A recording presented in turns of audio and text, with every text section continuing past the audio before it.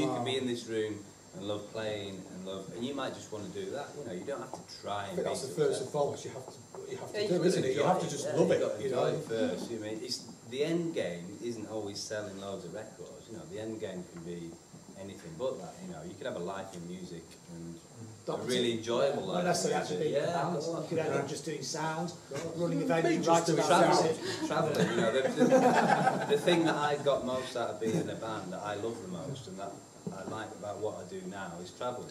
You know, I love going to new places and seeing new places, and this career has given me that without being particularly successful yet. So, you know, there's lots of different ways of quantifying, you know, your goals and what success is. Yeah, so you can be involved in it and not make a fortune out of it, but really enjoy it. So I don't make a fortune out of it. There's nice people. It's not, you know, the thing is, you know, look at, you just tell the people that are here today, you know, and the reason I went into music was to sort of be around people like this, rather than, you know, not to slag off people in other industries and stuff, but this is where I feel comfortable and these are the people I want to be around. So, you know, that's the decision you make, and that can be your end game. It's true though, most people, there's probably a chance anyone in this room maybe selling like 1 million records. And no one's going to sell 1 million records, anyway, those days are over. Yeah. But making loads of money, that's gone on it. It's about trying to survive, maintain a space to be creative all your life. To me, that's a success, isn't it? Can I just ask a question? I mean, it's not for me, it's for these lot. I mean, if they write a song, and then they put on the email people, and what in 3 or 4 or 5 years time, and maybe that song gets to #1, how do they own the copyright and get the proceeds? How can they prove? Well, it's a case of intellectual copyright on it, really. So that email with that song would actually date your track as being your track, and unless someone could prove that that song had been written previous to that moment, then you would have intellectual copyright. Well, yeah, but it's such a grey area because every song's ripped off another song anyway. Yeah. I mean, so if you wrote a song 5 years later, somebody had the same riff and it was #1. I mean, how could you prove that you wrote that riff? It's impossible. I mean, everything's in Nick, isn't it? On your phone? You put it on your phone. We recorded an EP about 6 months ago, but basically it did the usual like studio thing where they take advantage of a young band. And we weren't, well, some of us weren't really happy with it, but I was just wondering what would you say was more of the best option to get a better recording done, which obviously costs a bit of money, or just tour and try and get what weren't you happy with? Basically what happened was they did copyrights inside the tracks that we recorded with them. We only recorded 3 tracks, but they said that they do a copyright with those tracks, but what the actual copyright was that if we need to record them tracks, we can only do them there. So you could go record there for free, but they own the No, tracks. we paid to record there. Why are you talking about copyright with the studio? No, it was, I don't even know what it was. But it was like... Is there anything written down? Did you? Yeah, like, well, if we ever use those tracks, we can't record them anywhere because we've done it. Says what? Who paid for recording? You did? Yeah, but you own the tracks, you own the tracks. Obviously we own the tracks, but it's just that they've got a tag to the tracks. No, they haven't. They haven't. It won't stand up in court, that. Who pays for recording owns the versions of those songs. What would you say if a band that don't have that much money, but they really want to spend it and put it back into the band to try and earn something, would you say spend it on recordings and then get that out there, or use a scrappy sort of well-recorded demo? From my point of view, if we are playing gigs, it's just... You get a song and you know whether it's good or bad, and it's not to do with the quality of the recording. It's really not. I would say don't spend your money upgrading the quality of your studio time at this stage. It's not hard to make a pretty good demo. The poor thing recording is rehearsing before you record. Don't go in the studio and the guitar player's going, right, I've got 6 different bits, I'm not sure which one to use. You haven't got time for that. Yeah, well, we recorded some of our stuff live. We did it across. Great, that's the way to record a rock and roll band. We did some of it live. So yeah, being a good rehearsed band. I think a lot of bands in your very similar situation have come away from that and gone, I'll tell you what, let's learn how to do it ourselves. You can do it cheaper. And you can do it, and you can do it with recording. We've all been at college, we've all learned there's a studio part. With today's technology... You've got a studio in your college, why don't you record it there? Yeah, it's a good way of learning how to use the studio. We record an album here. Well, Motown record in hotel bedrooms. The second most important thing is to have a good backline, because most guitar sounds are drum sounds. You can't fake. Crap gear will not sound good.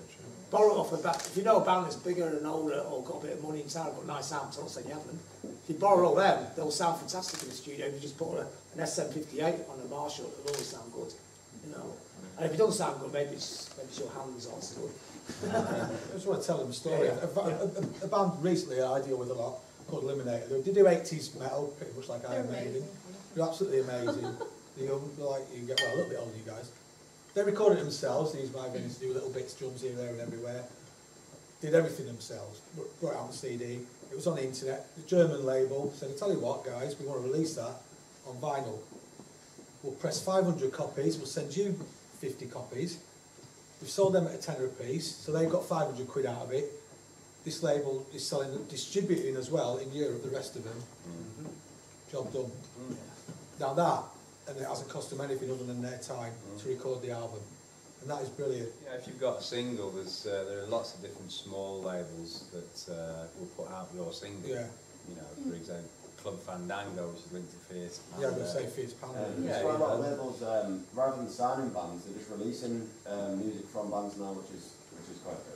There's got to be a little bit of something in it for them, and it's the same setup. Yeah. It's not really getting You pay it for a certain amount, and then they give you some singles to sell, to make that amount back, and then they make a little bit back. Well, they didn't pay for anything. They sent them 50 to sell off their own back, which they've sold. They only a pay tenner for a the piece. recording and stuff. You know, In a way, it's like a posh demo. it is a posh demo. Yeah. The whole key to recording properly is getting the sounds from source. Yeah. You can't make a PV sound like a Marshall. Is there anyone else in the band in it, or what about you? What do you do? What do you guys do? I play bass with these people. So you band as well then? Yeah. So what kind of stuff do you play? Kind of like pop punk, but like heavier than most pop. Yeah, it's like pop punk, but with less of the pop. I really don't know. I really don't know how we're supposed to describe it. It's the worst question in the world, because you don't want to lock yourself in. But I'm Yeah. just interested, like, you know, I can't actually hear your stuff, so it's the only way we can work this out. Yeah. So what kind of stuff do you need to know then?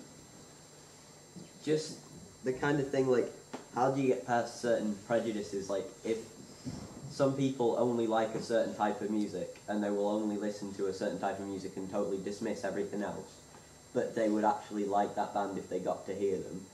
How do you get past people? That will never happen because everything's in all niches, you know. But the kind of music you're making is an international thing. I mean, obviously, the trouble what you're doing, the UK's got the smallest punk scene in the whole Western world. You know, if you're in America, it's easy, or Germany's easy because that's the main type of music in them countries.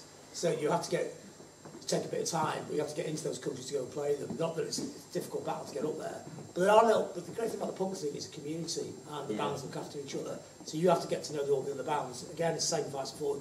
Email them and get in touch with them and ask them for help. I mean, I've kind of grown up around music and punk and that because my uncle's a bassist in a punk band called the Subhumans. Your uncle's in the Subhumans? Yeah. He's my mate, I know him. They're amazing bands. Yeah. We played a gig with him 2 weeks ago. He was so pissed we had to carry him back into the hotel. That does sound like him, to be quite honest. Well, you're already connected. There's your connection. Subhumans know everybody. They tour the world non-stop. They play to 300 people now. You know the Subhumans, that's your connection. I'm really awkward when it comes to speaking. Sorry about that. You speak to the singer of the Subhumans, like Dick Lucas. Yeah. The guy's an encyclopedia. He's got all the contacts you need. Yeah. You have no problem. I'll tell you how it works. Peter rang me up the other day, said, "Oh, we want a gig." I said, "Oh, where did you get my number from?" He went, "Dick Lucas from Subhumans," and that's it. That's how it all works eventually in the punk scene. Everyone shares in any everything. genre, but unfortunately, I think the niches that the kids are involved in now are a hell of a lot smaller than what they are at our age, if you know what I mean. The music genres are so split up. In some ways, those little niches make it easier because there's a little niche thing for you to aim at. There's 50 kids in every town in Britain who like your music. You just have to go and find them. And if you get all them kids to like your stuff, then you've got a platform where you might be able to get on the radio and other people will come, because people always like an event, you know, and if something's big or bigger, they'll go to because that's the thing to go to, whether they like it or not, and that can happen, it doesn't happen all the time. Because bands, you see, you go to a big gig and most audience don't even look, you think, oh, what are these all doing here? They don't even look like they like this kind of music. So that could eventually happen if you're lucky. But what you got now, not only your connections, you've got access to a circuit, a small town gigs like your venue. Yeah.